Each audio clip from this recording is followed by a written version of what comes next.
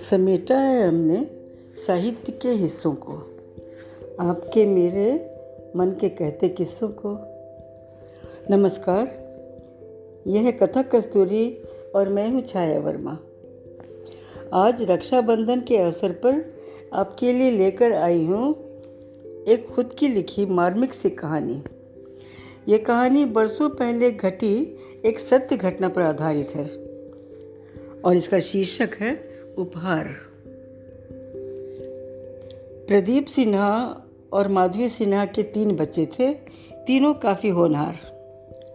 2 जुड़वा बेटे आकाश और प्रकाश 8वीं कक्षा में पढ़ते थे। एक बेटी 4थी कक्षा में पढ़ती थी, उसका नाम था प्रांजलि। अपनी अपनी कक्षा में तीनों ही अच्छे होशियार विद्यार्थी माने जाते थे। आकाश और प्रकाश अपनी छोटी बहन प्रांजलि को बहुत प्यार करते थे, जान से रखते थे अपनी प्रांजू पर। पिछले वर्ष रक्षाबंधन के दिन दोनों भाई अपनी माँ से लड़ पड़े। आकाश बोला, ये क्या माँ, हमेशा हम दोनों को 50-50 रुपए पकड़ा देती हो। अरे अब हम बड़े हो रहे हैं ना, कम से कम 100 तो दिया करो हम दोनों को। एक ही तो बहन है हमारी और तुम इतनी कंजूसी करती हो। और वो मुंह फुलाकर बैठ गया। प्रकाश ने भी आकाश की नकल की और वो भी नाराज होकर बैठ गया। माधवी को उनकी ये हरकत बड़ी प्यारी लगी। उन्हें लगा कि ये इतना प्यार करते हैं अपनी बहन को कि उनको गिफ्ट देने के लिए, राखी का उपहार देने के लिए हमसे लड़ा करते हैं हमेशा, हर साल। फिर वो बड़े लाड़ से बोली, अच्छा बेटा इस बार मान जाओ, इस बार हम 50 रुपये ही दे रहे हैं, अगले साल से तुमको हम 100 रुपये देंगे दोनों को, पक्का वादा। इस तरह एक दूसरे पर प्यार लुटाते, हंसते खेलते तीनों बच्चे बड़े हो रहे थे। 12वीं की परीक्षा में दोनों बच्चों ने सबको चकित कर दिया। उनकी शानदार सफलता ने उन्हें अच्छा अवसर दिया, तो वह एक दिन इंजीनियरिंग की पढ़ाई के लिए अपने पापा के साथ पटना से पिलानी के लिए रवाना हो गए। चलने से पहले प्रांजलि ने जब रुआसी होकर उनसे कहा, भैया आप लोग अब कब आओगे? तो दोनों अधीर हो उठे और बारी बारी से उसका सिर प्यार से सहलाते हुए बोले, बस जैसे ही छुट्टी मिलेगी आ जाएंगे, तब तक तो खूब अच्छी तरह पढ़ना और हाँ, क्लास में फर्स्ट आना, समझिए।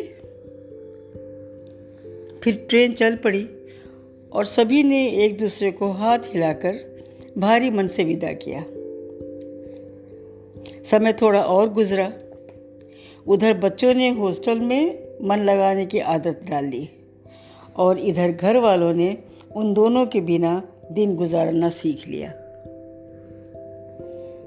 धीरे धीरे रक्षाबंधन का दिन भी पास आ गया। मम्मी के साथ प्रांजलि बाजार से अपनी पसंद की 2 सुंदर राखियां खरीद लाई और पहली बार भाइयों को पत्र लिखने बैठी।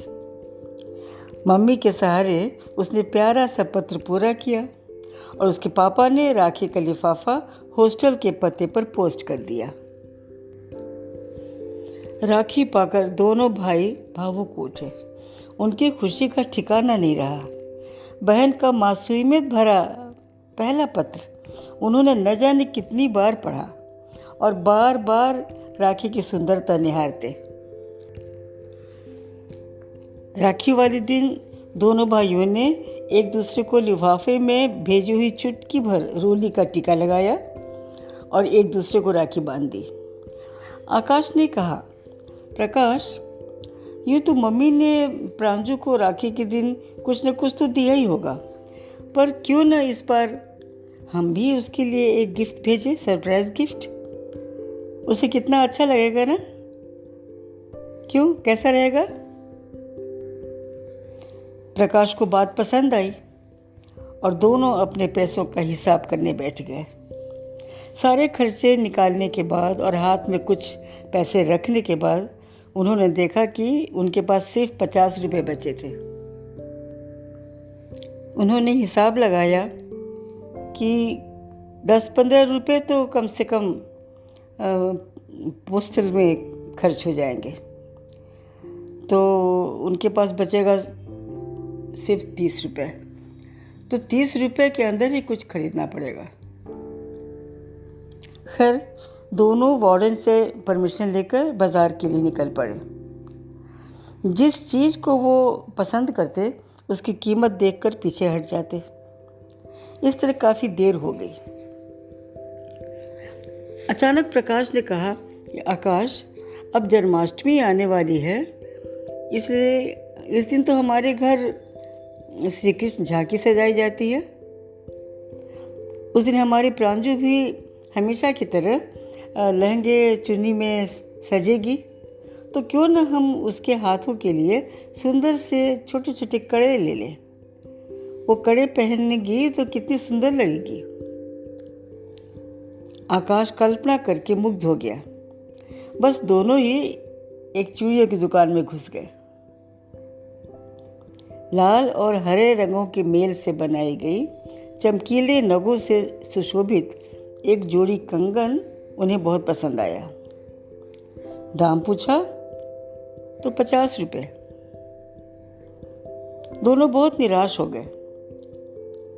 थोड़ा झिझकते हुए आकाश ने कहा, अंकल जी, अपनी बहन को हम राखी का उपहार देना चाहते हैं, पर हमारे पास सिर्फ 30 रुपये हैं। अंकल जी, ये कड़े हमें बहुत पसंद आए हैं, आप दाम कुछ कम कर दीजिए ना।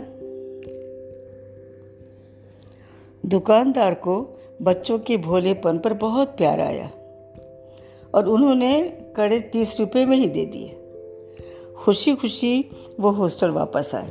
अब समस्या थी पार्सल तैयार करने की। अगले दिन उन्होंने स्टील का मोटा मजबूत सा वो डब्बा निकाला जिसमें मम्मी ने उन्हें चॉकलेट भर के दिया था। डब्बे के अंदर उन्होंने मोटा कॉटन बिछाया, उसके ऊपर दोनों कड़े अलग अलग रखे और फिर ऊपर से खूब सारा कॉटन रख दिया और उसके बाद डब्बा हिफाजत से बंद कर दिया। अगले दिन हॉस्टल की सफाई वाली आया की मदद से पार्सल तैयार हुआ और फिर दोनों पोस्ट ऑफिस जाकर अपने घर के पते पर पार्सल कराए। इस अपने सरप्राइज गिफ्ट पर दोनों बच्चे मन ही मन बड़े खुश हो रहे थे, बड़े प्रफुल्लित थे। उन्हें अच्छा लग रहा था कि जब उनकी प्रांशु को ये सरप्राइज गिफ्ट मिलेगा तो वो कितनी खुश होगी। सही समय पर पार्सल पहुंचा तो उत्सुकतावश माधवी ने जल्दी जल्दी पार्सल खोलना शुरू किया। प्रांजलि भी पास बैठी पार्सल खोलने की प्रतीक्षा कर रही थी। डब्बे को खोलकर माधवी जी ने मोटा सा कॉटन हटाकर देखा तो देखती रह गई। भावुकता में उनकी आंखें भर आई। प्रांजलि की भी नजरें डब्बे के अंदर रखे खूबसूरत कड़े पर टिक गई। तभी अचानक आकाश का फोन आ गया। मम्मा, पार्सल मिला? हाँ बेटा, मिला, अभी अभी। तो जल्दी खोलो ना मम्मा। खोल लिया बच्चे, खोल लिया। खोल लिया? अरे कड़े कैसे लगे मम्मा? हाँ, बहुत ही अच्छे हैं बेटा। महंगे होंगे? नहीं मम्मा, बस 30 रुपए के हैं। अरे वाह, ये तो बहुत सुंदर है। नाप तो ठीक है ना मम्मा? हाँ बेटा, बिल्कुल ठीक है। अब फोन पर प्रकाश था। मम्मा, ये मेरा आइडिया था। बहुत अच्छा आइडिया था बेटा। मम्मा, जन्माष्टमी के दिन प्रांजू को पहना देना, वो बहुत खुश हो जाएगी। हाँ हाँ ज़रूर, कड़े हैं ही इतने सुंदर। अब प्रांजलि ने फ़ोन अपने हाथ में ले लिया और प्यार से बोली, आकाश भैया, प्रकाश भैया, थैंक यू सो मच, बहुत सुंदर कड़े हैं भैया। प्रकाश ने कहा ठीक है, उसे पहन लेना जन्माष्टमी के दिन, बहुत अच्छे लगेंगे। ठीक है, अच्छा अब हम बंद करते हैं क्योंकि अब हमारी स्टडी आवर शुरू होने वाली है, कहकर प्रकाश ने फ़ोन रख दिया। फ़ोन डिस्कनेक्ट होने के बाद माधवी जी कड़े देखने लगी। उनकी आंखों से आंसुओं की धार बहने लगी। आंसुओं की बूंदें लाख से बने उन जयपुरी कड़ों की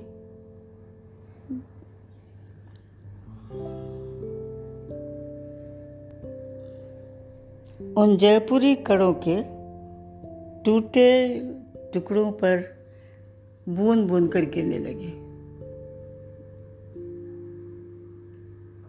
बस ये कहानी यही तक। फिर मिलेंगे, फिर किसी एक और कहानी के साथ। नमस्कार।